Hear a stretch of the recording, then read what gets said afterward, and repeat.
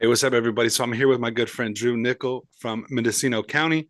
Good morning. We're recording this on a Saturday morning, and appreciate you taking the time, brother, to sit with me and tell us about your story. Um, Drew and I have known each other off and on for years. We have a lot of mutual friends, and grateful within the last few years to get to know each other a little bit better. But we realized that our paths crossed even back in the day that we didn't realize it. So it's kind of one of those friends that, through social media, through mutual friends, you kind of realize, man, we have a very similar background, a very similar story. So, Drew, thank you so much for joining us today, man. I would love to hear kind of more about you for those that don't know. Tell us a little bit of your story, where you're from, how you got where you are, and we'll go from there. Yeah, I appreciate it. Thanks for having me on.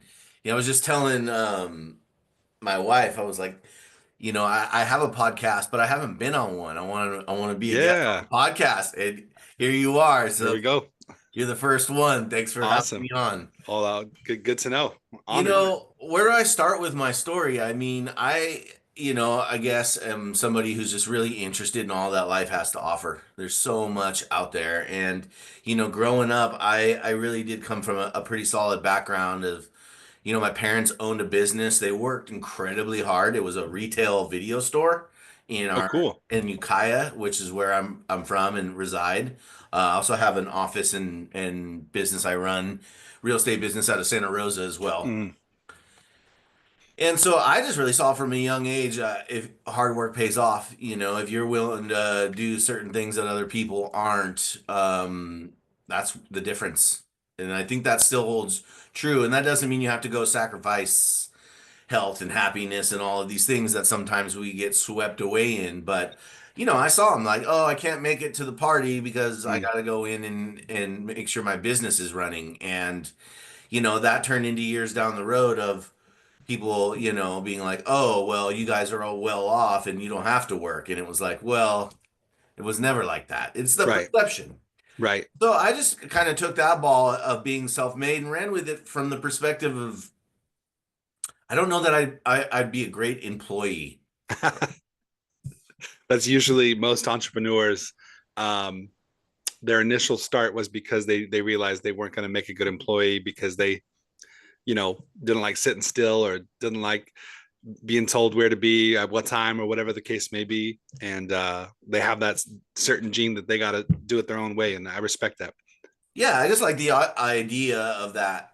The harder I work, the more money I make, and the more I can be living the life I want to. And that's kind of been the new thing. Like, I'm just getting into my early 40s, and Same. the 20s were like, okay, let's see what's out there. The 30s was Yeah. like, all right, now I found something I want to do.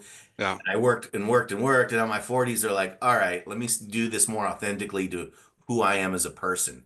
I love And that. that's really where I'm at in life is like figuring out how to put it all together. I got a Yep. podcast, Like It or Not podcast, which you can check out. And we'll have you on, Jordan. Thank you. Well, Uh, we'll make sure to link it. I got a rock reggae band, right, that I play drums in called Top Shelf. Awesome. I ran a real estate sales team for, 10 years. And now I'm really getting into the investing and living life the way I want. And I think the other thing that I'm doing that's really helped put that perspective on it is my wife and I run ayahuasca retreats out of Oh, wow. Colombia. Wow. And so I got, my feet in a lot of things, I love tasting that. the rainbow, so to speak, but the spice, variety is the spice of life, and I want to soak up as much as I can I love that. while I'm I just here. had a call the other day with a friend who is also multi-passionate, has different projects going on. And I think when you're growing up, the advice was like, oh, pick one thing and stick to it, or you'll never be great at anything if you don't really focus. And there's some truth to that, right? Obviously, you want your surgeon to be focused. And, as a musician, there's levels to like skills based on how much someone's willing to dedicate to one instrument or whatever the case may be. Yeah. And it's crazy how similar our stories are because I also have different interests, different projects going on. And even just as a musician, play different instruments on the stage. I know you do as well. And it's like, you know, um, I think that was our first connection was the music thing. And it's on one hand, it doesn't always make sense, but on the other hand, it does because being part of a band, being on tour, doing shows, it just opens you up to a whole different world of people. And I still have friends, lifelong friends that I met playing in bands, touring, promoters, managers, what have you, fans. And I remember probably our first encounter, and we didn't realize we were at the same place at the same time. It was back in the day. I used to be a tour manager for Matt Massey. We were doing some shows together in Chico. And my brother Cameron, he was living in Chico at the time. Him and some friends were going to Chico State or Butte College, and a bunch of our friends from Prunedale, which is very similar to Ukiah, and the type of people and the vibe. Close to Santa Cruz, close to the beach. Cannabis, reggae, like hardworking people, like all those things are part of the community. And then we all kind of wound up hanging out in Chico. And I remember there were shows where, Top Shelf with Revolution, Top Shelf and Matt Massey, Top Shelf and Expendables. And it was like, you guys were up and coming. And then I didn't hear about you for a long time. And then when we reconnected again in Mendocino, it was like, oh shit, those guys are still going. That's awesome. I remember them from, the Chico days. And so how did it, you said you grew up with your family, the family business. Obviously, not a lot of people know about Ukiah or Mendocino. It's kind of a best kept secret, but it's a couple hours north of the Bay Area. Yeah, don't tell anybody. I had the privilege of getting up there through Uncle Tim Blake, and just fell in love with Mendocino County, Sonoma County, Humboldt County. Those areas are just so beautiful, and a lot of people don't realize that there's more to California than just Los Angeles and San Francisco, right? So growing up in a small but really cool town, how did that kind of shape you, and how did you start in the small town and then wind up in the band? How did the band come together? Well, the band came together because the singer and I have been best friends for a long time, and that's who I do the podcast with, Carter Lane. Nice. And so, we were playing in the garage in high school, right? Dripping wet, drinking 40s, and from just hanging out in the pool and doing stuff like Mm-hmm. that. But the thing about Ukiah is the cannabis culture. It used to be, Mm-hmm. and it still is to an extent, but it's taken some blows, is incredibly strong. And so with the Right. cannabis culture came the reggae scene, right? Because you had Right. reggae on the river and all of these, Right. kind of Jamaican people performers that would be passing through the area to get probably weed girls and gigs. You know what I mean? And Mm-hmm. so our people older than us that we looked up to that were out of high school, they were into the reggae, and that's how we started getting into it. It was finding out about bands and Buju Banton and all of these other old school, people, but besides, what was cool then. And yeah, so when we went to Chico and we were like, okay, well, we're not going to join frats because I'm just not frat boy material. No Yeah. offense Yeah. to anybody who is. So what's the next best thing? How do we get into parties? Well, they hire bands to play parties. Exactly. Okay, well, let's start a band, and that's what happened. Chico, we started a band, Top Shelf, just to play parties, but be somebody. That's awesome. I know there was, there's definitely different eras of the party scene, and Chico had quite a reputation back in the day. We were fortunate to my boy Chad and I think Chad North. He Yeah. We just kind of organically wound up in the music scene. I was a musician, and he was kind of in the management and the promotions. And all of a sudden, yeah, that connection between a lot of the California colleges, right, from down to San Diego State up to Chico State and everything in between. And we do owe a lot of that heritage, obviously, musically to Jamaica and the culture, and then obviously cannabis culture, but also, obviously Sublime and No Doubt and some of those bands in Southern California. And then the more closer to our age would have been like, Expendables and Slightly Stupid and those guys, Revolution, that we were going down to shows, frat houses with them. They started in Isla Vista. So we had this, like, I want to say, I don't know, mid to late 2000s, we were, or 2010s, I should say, we were, going to different frat parties, like you said, and not being a part of the frat, but being there with the band or being in the band. And man, those were crazy times right before social media really took off. So there's not a lot of evidence, which is probably good. I know, crazy, right? Back in those days, no Facebook, no iPhones, not to date MySpace was just ourselves. coming out.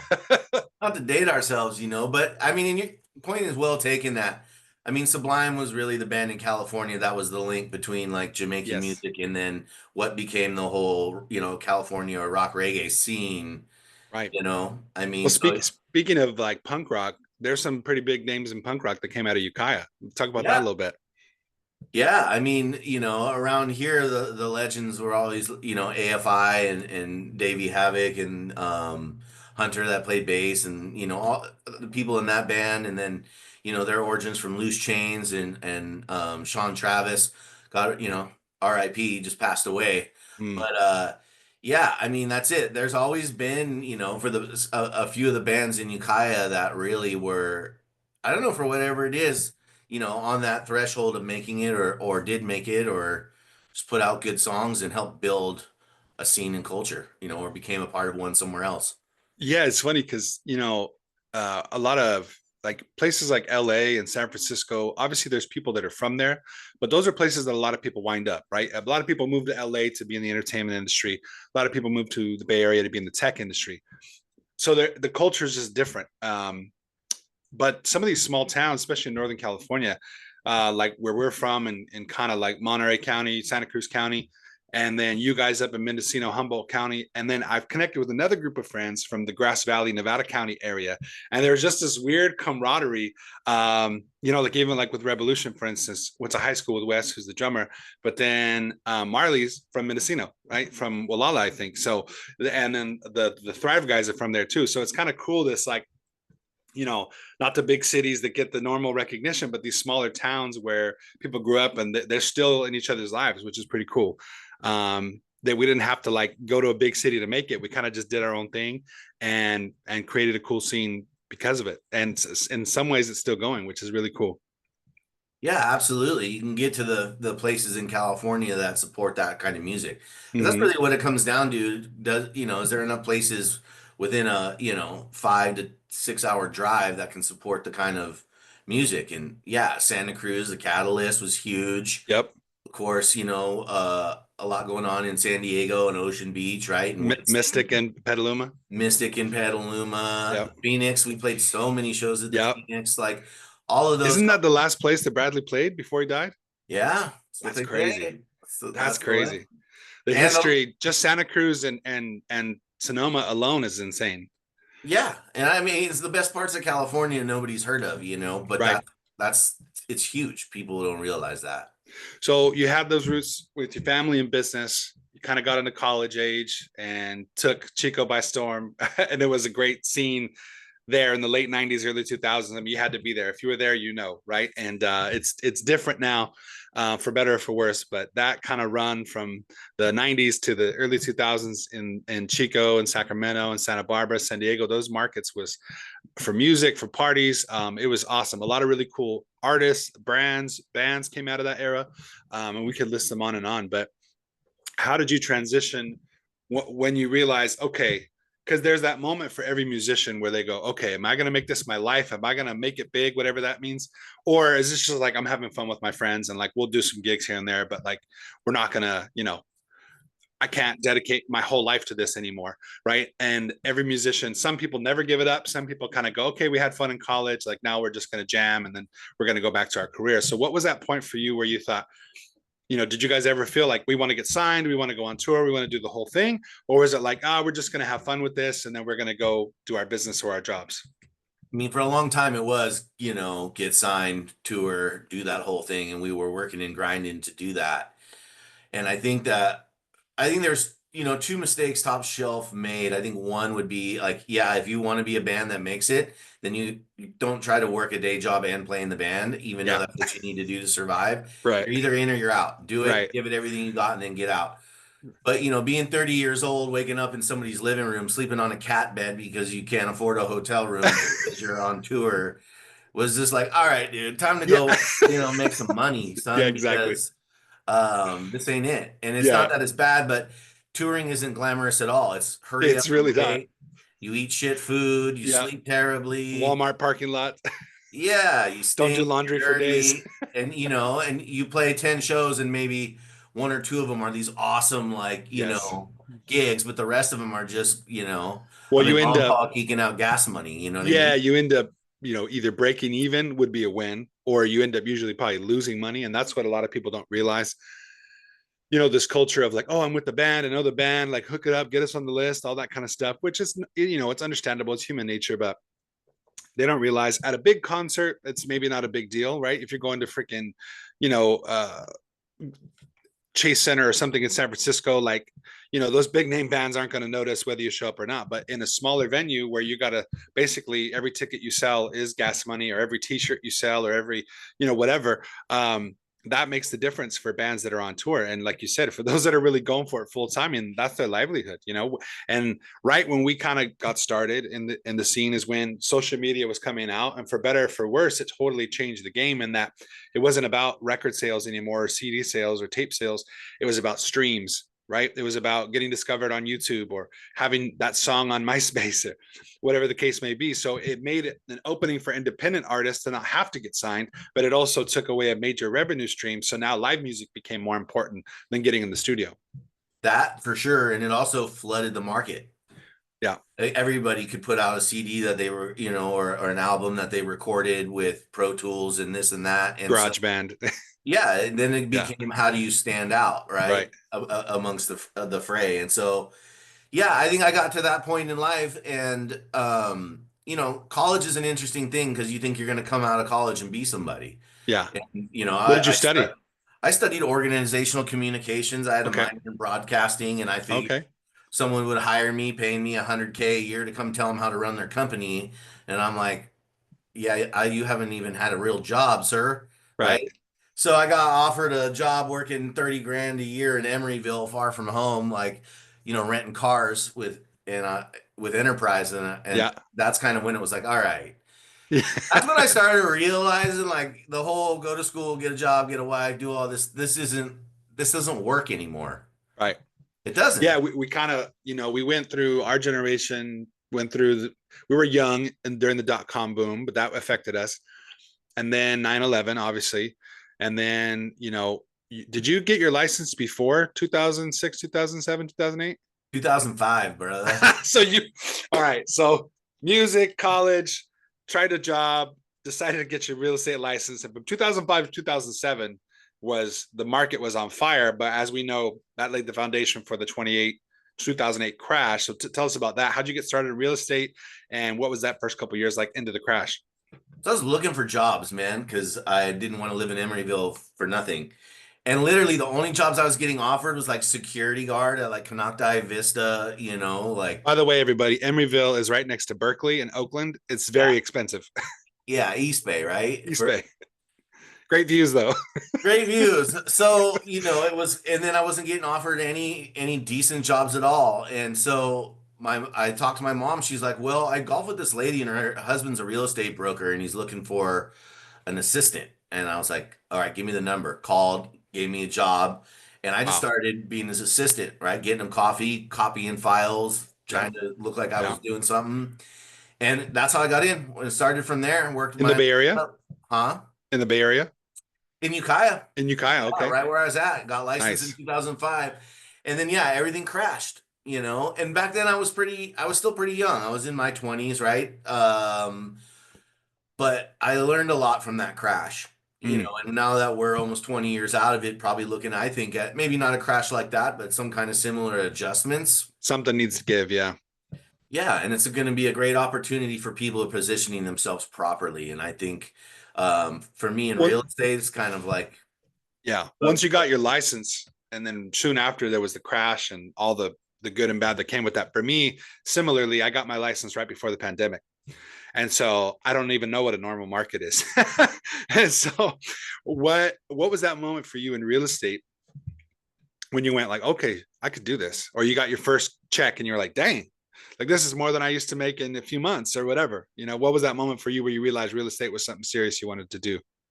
well, my parents had always been in it and making money, but being an assistant for a broker of a fairly large brokerage in our area, I learned a lot what to do and what not to do in regards to real estate. And I just put down that foundation of knowledge and got to the point where it's like, okay, real estate is something that, I can make some good money in Mm. and still play in a band and do those things. So I Yep. thought, but Yeah. uh, Right.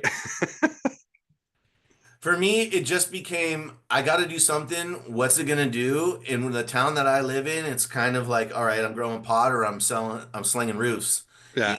Yeah. or some combination of the two. Exactly. And so I just started getting into that and understanding that one thing for me that I found was like, okay, I can do this. Is I'm good at talking to people, Yeah. and not necessarily in a manipulative way, but I generally think that real estate possess poses a problem for a lot of people in that everybody wants to know about it, everybody wants to get it, they want to have it, but they don't always know what to do, where to go. And the thing Mm, about what to do in real estate, it really depends on your situation. right. What are your goals you want to accomplish? How much, money and resources and, things do you have to work with, and putting it all together. Yeah. Like a good real estate agent understands how to put the pieces together and get it done. That's Right. their job, and Right. manage everybody's emotion along the way, because that's Totally. a huge part of it, right? Everybody we're dealing with on the sell side, the buy side, even some of the agents, unfortunately, heightened Yep. state of emotion. So it's, I Totally. always say it's like the arena right below politics as far as how it can be Yeah. cutthroat and how everybody's just kind of like, Yep. but I found that I could stay cool and find my way through that. And, as I learned from my broker and I got better, I started wanting to not just help people buy and sell homes, but I wanted to help other agents build a career, because I do think there's a formula to it. Yep. If you do certain things, you'll get certain results. It is a Totally. numbers game at the end of the day. Right. If you spend enough time dedicating yourself to the skill set and just putting in the work. And you know, what I found from that, most people aren't willing to pay the cost. Yeah. That's just why most people fall out of real estate. Yeah, it's an interesting, it's funny that comparison that you made and the commonality we have with music and real estate because I was a musician, but I also ended up being kind of a manager, tour manager. I've driven bus, I've helped produce, festivals and stuff. And it's like herding cats. And just like a real estate transaction, emotions are high. Some people are awesome to work with. Other people are just divas and prima donnas and very difficult and very unfair. And I've had good clients, I've had terrible clients, and everything in between. Good agents, terrible agents, and everything in between. So it's weird in a way. A real estate transaction is almost kind of like going on tour. You got to pay attention to detail. You got to like handle certain things. And I've learned a lot. I've made some mistakes in music and in real estate, and I've learned from those. And it's also good, like you said, to have mentors. Um, and then it gives you that feeling to want to kind of give back and mentor. And now we're both kind of in that different stage of our life where, like, okay, we've done a few different things, we've proven ourselves, but now, how can I give back? How can I take what I've experienced and learned? The ambition now is different. And I think it sounds similar to you, where it's not so much about, oh, I want to build this big name or build this big brand. It's more of like, I just want control and peace and like freedom with time and what I'm doing, right? And if I can give back and mentor, that's even better, whether it's in music or in business. But when you made the transition, you got through the crash, you were a successful solo agent. And then as you started to build a team, like what was that transition like? Well, for me, it was all right. I'm doing 10, 15 transactions, but I'm kind of, at the max of what I can do. All by yourself. Um, Yeah. yeah, by myself. So how can I scale this, right? I know how to market, I can generate leads, and I can convert the leads, but a man can only convert so many leads. And the Right. same thing until you start missing birthdays and weekends and parties because you're that guy. And Right. and so I was like, well, maybe I can generate other leads and teach people how to convert them, and we can Yep. basically profit share in that. And so that's where I got into the team thing. I found Craig Proctor Coaching Yep. at the time, which was I think I like the idea of like, okay, well, if I just stand on the shoulders of giants, to quote Tony Robbins, right, and Yep. see what other people do that work, I could do the same. Hmm. And to some extent, that worked and built a huge name. And to another extent, I actually found it to be really unfulfilling, and um, kind of came to a point about a decade later that's like, even if I built the biggest real estate team, that I wanted to build, is that in alignment with who I am? Am I that guy? Right. And I kind of came to the conclusion that that's not what I want to spend my time doing, because that became locking me back into what I was trying to escape from in to begin with. Right. Yeah, I had and I don't know about you, but I had the challenge. So on the real estate side, I joined my brother and we had a family team, and for better or for worse. And I decided to go out on my own about a year and a half ago. But what I realized for myself, and this is my own deeper rooted issues with just self-confidence and those kind of things. I always had kind of issues with money. So I didn't like sales because I had a bad view of people with money or people in sales, as a lot of people do, right?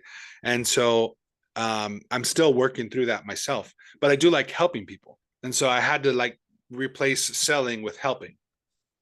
And then whether it was insurance or whether it was in real estate, um, being a part of a team, it was easier for me to like help train people and do the like what they call dollar productive activities, right? So dollar productive activities means what door knocking, making calls, like doing things that lead to making money. I always kind of found myself helping people with things like setting up their social media or training, because I was patient with people to help them through certain things, but that wasn't always the highest best use of my time financially. So then I started to realize I'm doing all this stuff for other people. I need to take care of my own my own business first and foremost, right? So I'm in that place now where I'm kind of refreshing. I don't want to be on a team. I don't want to have a team. I just want to build my own lane and my own brand and help a certain amount of clients. And I think there's a freedom in that of, like you said, just knowing who you are and being okay with that. Like there's going to be people that are more successful, but that's their path, right? Success for us, of which I'm learning finally, is whatever that is for you, with you and your partner, you and your wife, to determine, okay, what's our work-life balance, right? And now with technology, the internet completely changed the real estate industry, just like it changed the music industry, right? Back in the day, I've talked to brokers that they said the MLS used to be a book. You used to have to open a book to look at properties, right? There was no Zillow, and so now there's no social media with all these investors and content creators. Everybody thinks that they're an investor or they're an expert now because they can check on Zillow. So why do they need an agent? And so I don't know if you've dealt with a little bit of that in your market, but it's like, okay, well, if you know so much, then just do it yourself. Then I'm not going to argue with you. I'm here to help people that want my help, right? Totally. And I think that's a huge part of it. I don't think people, I mean, I could go off on so many different things that you said there, right? It's like, where do I start? Yeah.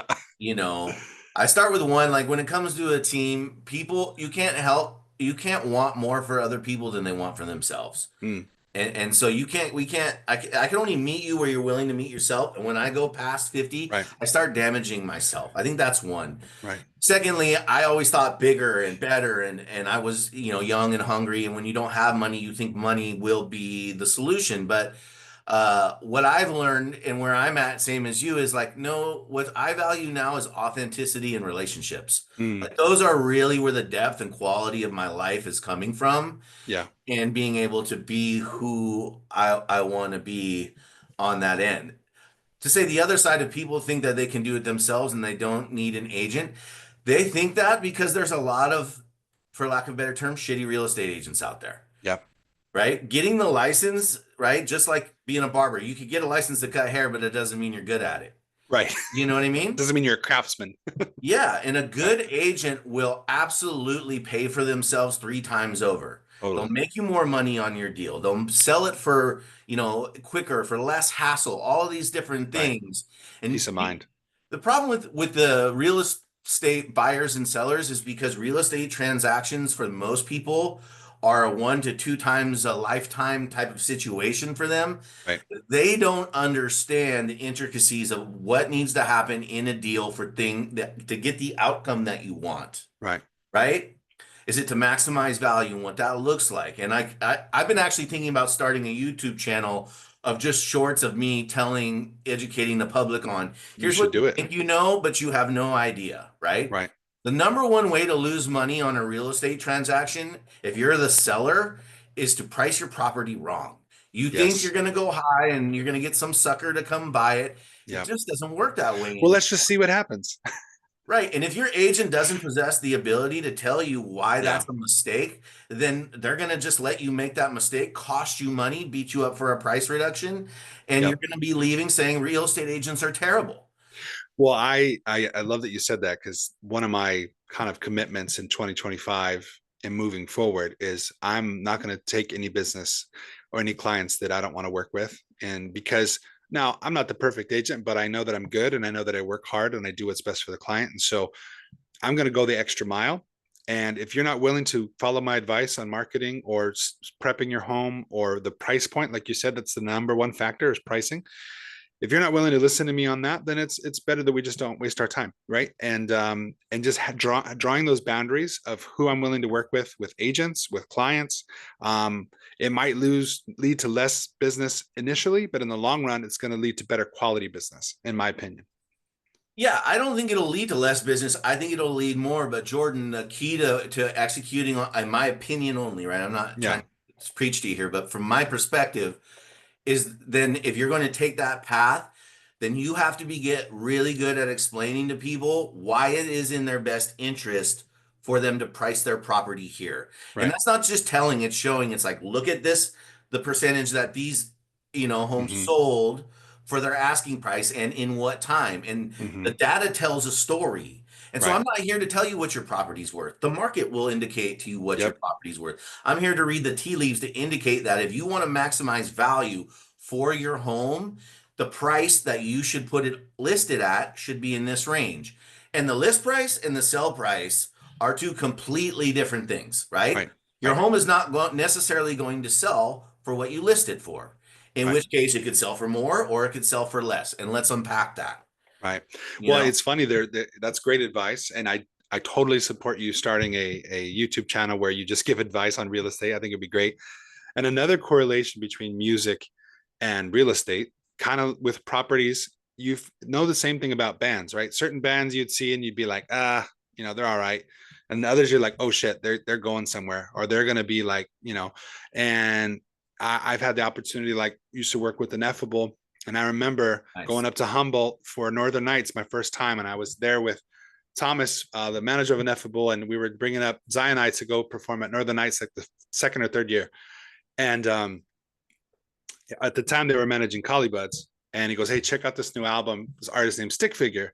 They're from Boston area, and they're going to be bigger. They're going to be the biggest thing." And I'm like, "Really? Like, okay." And I listened to them. I'm like, "Oh, that's pretty good. Like, I like their stuff." And then I think the next year they did Reggae on the River. They weren't performing, but they got a booth to sell merch, and they were just out there giving out CDs, old school grinding. And Thomas goes, "Hey, they need someone to drive a tour bus." And so I drove the tour bus for them. And I knew, oh shit, as soon as I saw them and I saw the response of the fans. So just like you said, how the market will dictate the price of the house, same thing when it comes to music. Like you can think you're all bad, you can think you wrote the greatest song ever, but if nobody cares, like nobody cares. But you can have another artist who's just authentic, like Scott was at the time, and it was undeniable. After every show, we got more and more people showing up early. We were on the bottom of the bill. More and more people were coming early. More and more people were coming after, and people were coming and saying, "Oh my God, this song got me through. I was having suicidal thoughts, and the song you wrote changed my life." And I was like, "Damn, people really connect to this music." And lo and behold, 10 years later, now they're the biggest band in the scene. It took time and it took a grind, but it's similar, like you said, the market will say. So with music, if it's good, it will go. The property, if it's good, it will go. And so it's been an amazing journey for you, and the crazy connection between music and real estate, I love it. So knowing those things about music, about business, let's end with the transition, because similarly, you and I got married, I think about a month apart at the same venue. Shout out to the family at Yokeo. Yeah. Shout out to that. Just an amazing family there, an amazing venue, and Ukiah, Yokeo, all of it is just gorgeous. And if you haven't been, check it out. Um, we got married around the same time. We've had some similar spiritual experiences, and then got married a little bit later in life. Some people get married to their high school sweetheart, like our friends Justin and Val. Other people never get married, and some people get married in their late 30s, early 40s, kind of like we did. How is that transition now to more of a spiritual focus and connecting with your partner? Obviously music was with your bandmates, real estate was kind of on your own and your team, but now that you partnered in life with your wife and this other mission that you feel called to, like what is that next chapter for you guys? Yeah, that's a great question. I got goosebumps as you're saying it, so that must mean something. I met my wife. I met her at St. Mary's of the Angels in when I was like in eighth grade. That's where we got married, St. Mary's of the Angels. Yeah, moving from public school to private school, I met her and she became my Wow. girlfriend in eighth grade, and I broke up with her for another girl. And it's little kid stuff. And then literally all of these years later, she got married, divorced, and I had gotten out of a relationship and we both reconnected drinking ayahuasca. And Wow. from there, had such powerful experiences that our relationship, went from kind of reconnecting as friends all the way to getting married, but Wow. also realizing that, you know, Jordan, the thing about life is that it really is the Trinity, and I think we forget about it in Western. There's the mind, there's the body, right? But there's the spirit. Mm, And, there's so much on the physical, the money, the looks, the cars, the homes, yeah. the way your Status. body Yeah. is. There's so much on the mental. Mm, When you look at a therapy and all of that, but not it's very rarely focused that many of the issues that we deal with as human beings comes from a lack of acknowledgement of what the spirit actually wants. mm, Which is like, yeah, you can grind and make all this money, but then I wasn't happy. It's like, right. because what does your spirit need?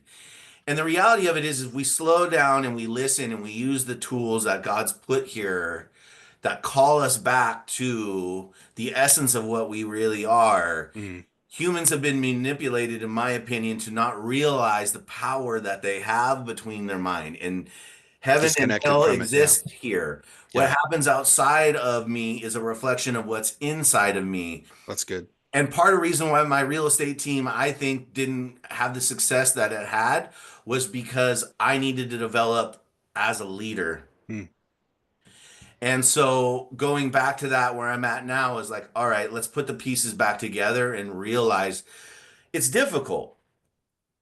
Cultivating spirit, right? And doing what the spirit wants, acknowledging that you were put here for a reason and that reason wasn't just to make money or make other people money, right? That the problems aren't solved in a pill, that's just another way to manufacture illness. mm, It's like you realize, okay, like this part of it when they come together and are all the needs are being paid attention to at not equally, but at least in some proportion, life starts to take care of itself. And yeah.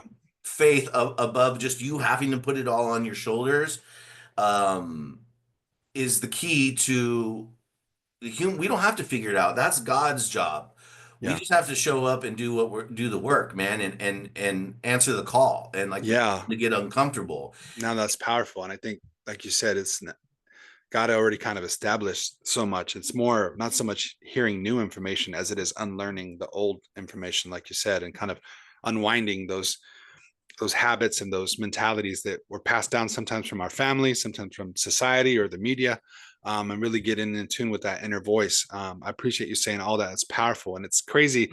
My wife and I also dated in high school and went our separate ways for about 20 years, reconnected, and it's been a powerful journey since. And it's we have our good days and our bad days just like anybody, but I think what keeps us moving forward is that greater sense of purpose, knowing that um, our faith and our creative pursuits and our business are all meant to align together. Now, we don't have it all working together perfectly yet, but I think we kind of see the vision, and that's why I appreciate you guys, because you've seen the vision, you're executing on that vision of combining your creative side, combining your business side, and combining your spiritual side.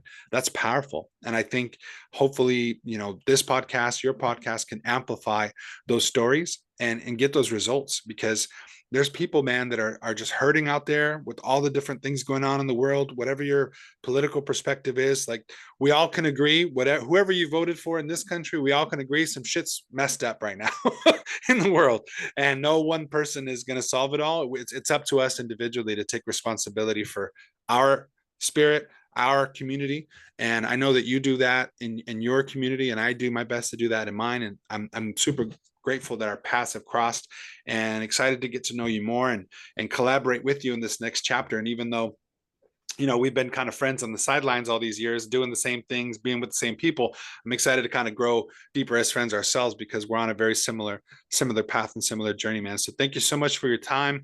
A couple things: one, where can people find you? And two, what are the last words you'd like to leave with us? You can find me anywhere real estate is sold. No, I'm just kidding.